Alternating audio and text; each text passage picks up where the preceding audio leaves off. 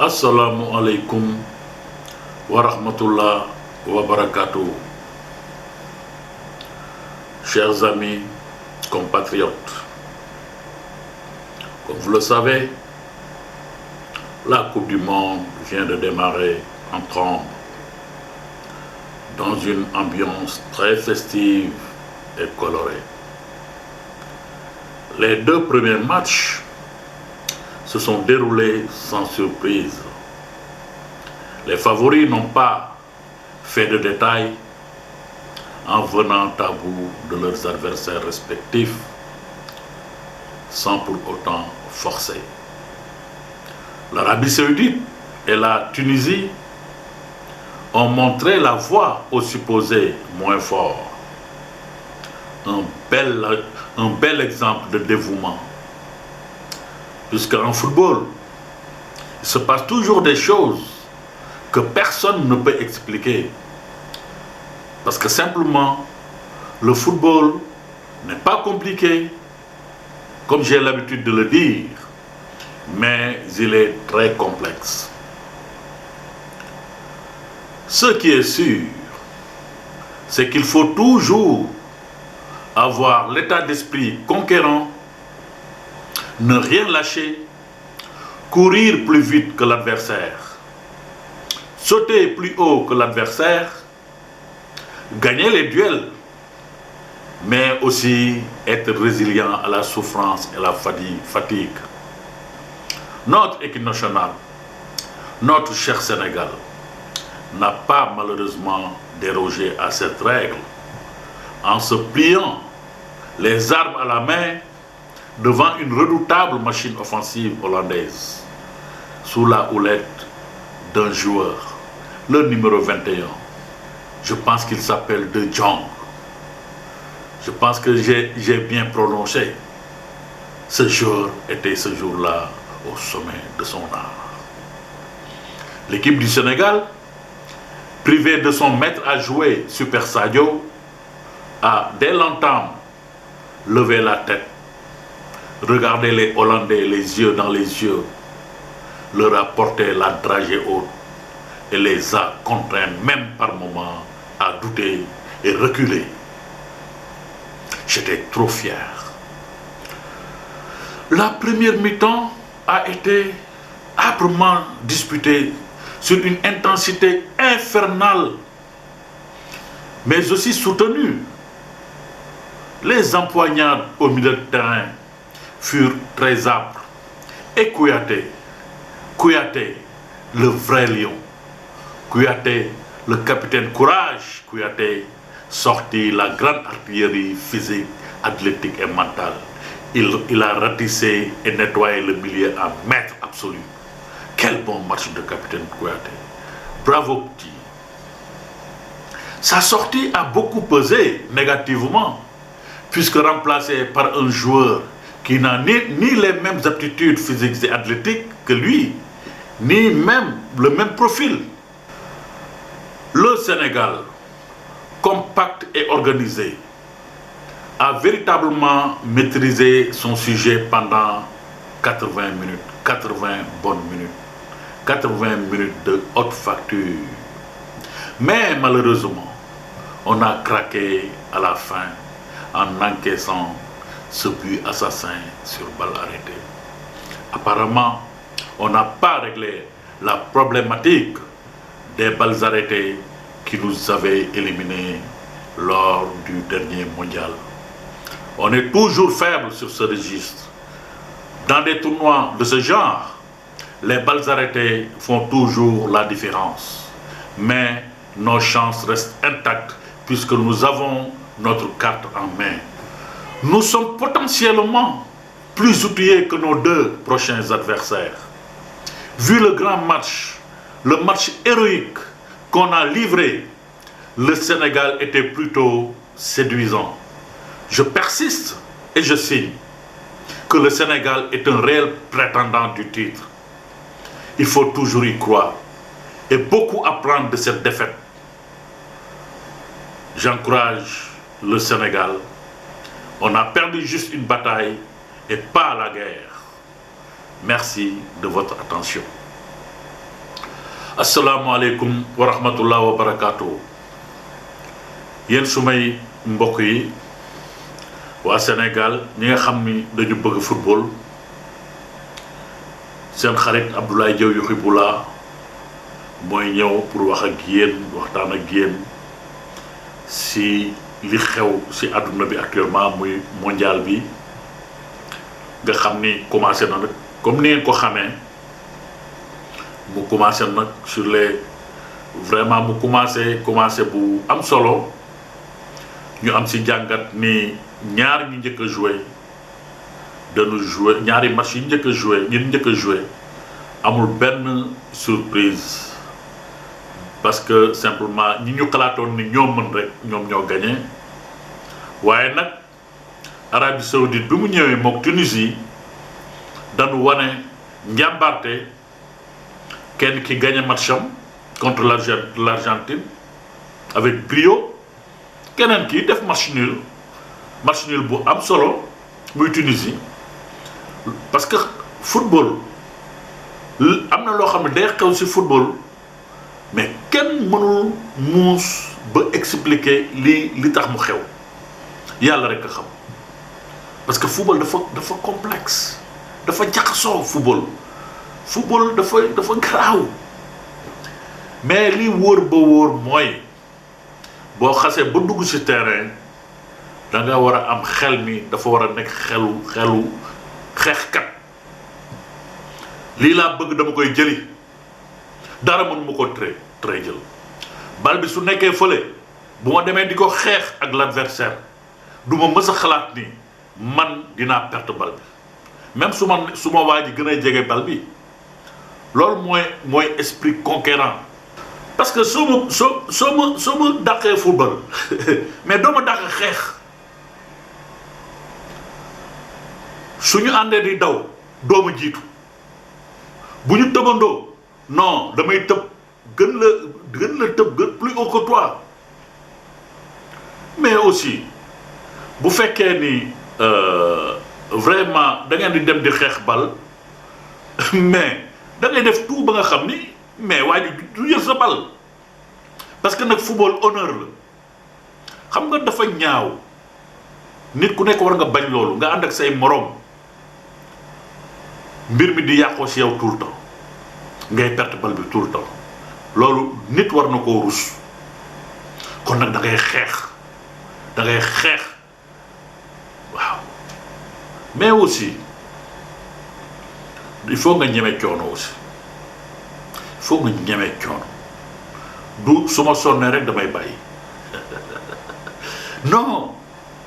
boo sonnee da ngay surpassé wu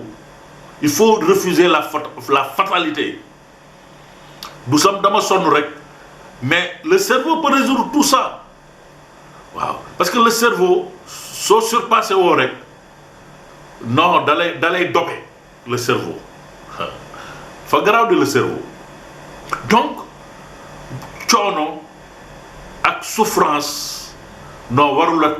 très dem def li nga bëgg a def warul la téye kon nag ñun suñu équipe nationale malheureusement dafa perte te ki mu perte ki ko gagné moo doon favori nag waaw soo xoolee ci histoire ak aussi ci classement FIFA ñun mënuñu nekk favori par rapport ak ñoom soo xoolee joueurs yu ñu am aussi mais bi ñu duggee ci terrain bi nag non favori boobu dañu dawal 5 minutes mais fi ma toog di seetaan non j'étais trop fier d'être sénégalais ma gis ni ëppaluñ ñu dara waaw ñu sonal leen ñu dem ba ñoom seen bopp ñu commencé douter ba deuxième mi-temps bi gis ngeen ni mu demee deuxième mi-temps bi pratiquement xaw na nu lâché ñoom it non ils ont eu la chance c'est tout hein ils ont eu la chance plus que nous et ils ont marqué le premier but avant ñoom mënoon nañu ñun dugal le premier but hein mais yàlla loolu la dogal mais ñoom nag ñu am nag benn joueur boo xam ni quand même bokk na ci match bi ñi gën a étaler seen classe solol ñu nag muy De Jong boobu muy numéro 21 bi vraiment gis nañ ko bu baax mu wane boppam waaw mais comme équipe bu Sénégal bi nag amul woon toutes ses armes waaw li mu amoon yëpp yóbbu ko parce que Sadio Mané bu génnee si yow rek lu bëri génn na si yow. bi nu commencé affaire bi nag équipe Sénégal bi xale yi xool hollandais yi si bët ak bët sëgguñu avancé ñoom ñu ñëw attaqué ñu xeex bal bi jël bal bi attaqué ñu koy defandoo noonu ba première mi-temps bi ku nekk waroon nga mën a dugal benn football bi nekk football bu équilibré match boo xam match bu neex a neex un match de très haut niveau mais ñu ràññee si benn xale si ñun mën nañ si lim sax ñett ba ñeent ñoo xam ne vraiment dañu survolé ku mel ni Abdou Diallo sur le côté gauche avant muy blessé gis nañu apport bi mu ñu indil sur le plan défensif sur le plan offensif son intelligence de jeu son intelligence tactique ses qualités vraiment de meneur d'homme aussi ça s'est senti ce match bi mais il y avait Nampalys Mendy qui a vraiment ratissé aussi qui a été un véritable essuie-glace quoi. Mais en premier temps, il y avait un peu Crépin Diatta aussi qui a beaucoup animé le flanc droit aussi. Bon, Ismaïla Sarr par moment en premier mi-temps, bon, il a pesé, mais bon, après il a un peu dormi avec Crépin en deuxième mi-temps, malheureusement. Boulaye Dia a beaucoup pesé, il a pesé. Il a été très entreprenant, Boulaye. Vraiment, jox ma satisfaction trop, c'est l'ancien capitaine Kouyaté, qui a été phénoménal. À lui seul, non, dafa xeex ak gars yi si milieu terrain bi waaw ba am fa jaune si lay gaañoo mais man daal maa ngi koy téereel suma chapeau di wax ni capitaine Kouyaté su nekkul ki gën a âgé si équipe bi ce jour-là soriwu ko te xoolal li mu liggéey sur le plan physique ba joxe boppam xeex ba blessé sénégalais yi nanu bàyyi di ko critiquer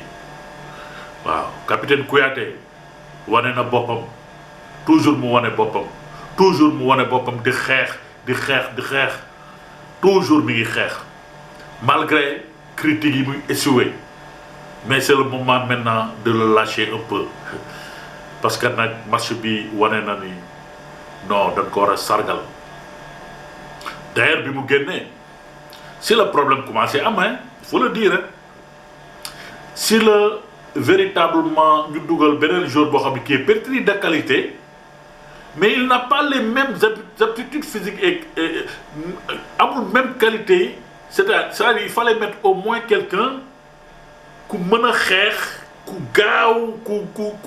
disponible et tout comme Kouyaté le fait au moins su defoon 50%.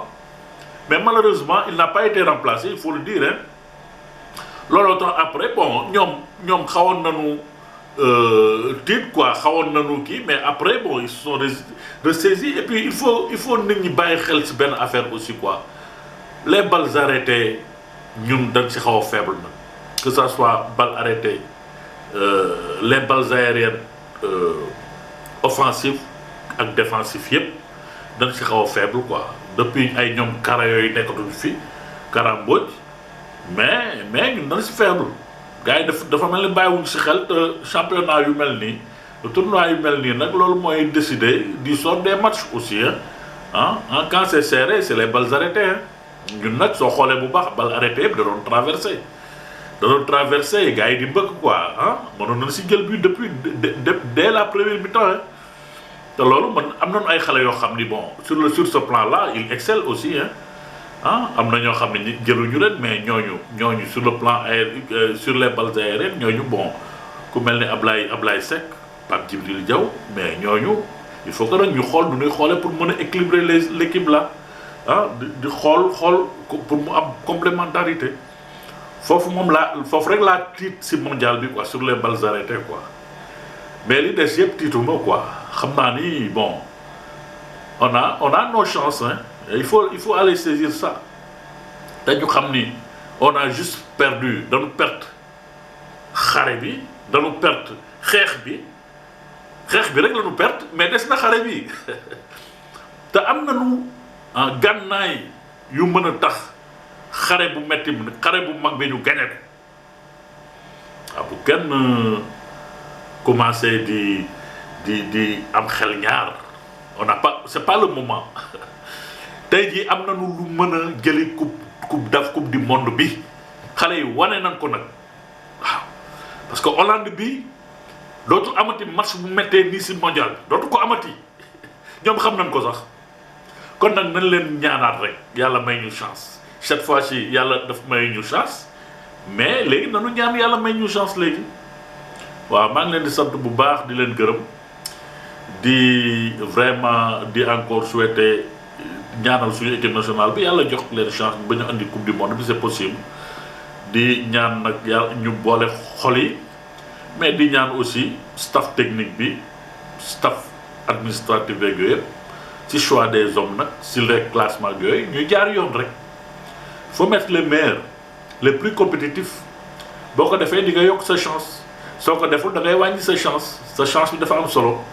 maa ngi leen di gërëm bu baax mais bala may pare nag may ñaanal suñu jeunesse sénégalaise mu nekk une jeunesse boo xam ni qui m'est très chère ma leen di ñaanal ñu nekk une jeunesse saine et travailleuse buñ ko nekkee rek dinañ am droit à espérer un développement ultérieurement développement boo xam ni dina raw suñu njort incha allah maa ngi leen di gërëm bu baax di leen sant di leen wax ba beneen yoon si beneen chronique jërëjëf.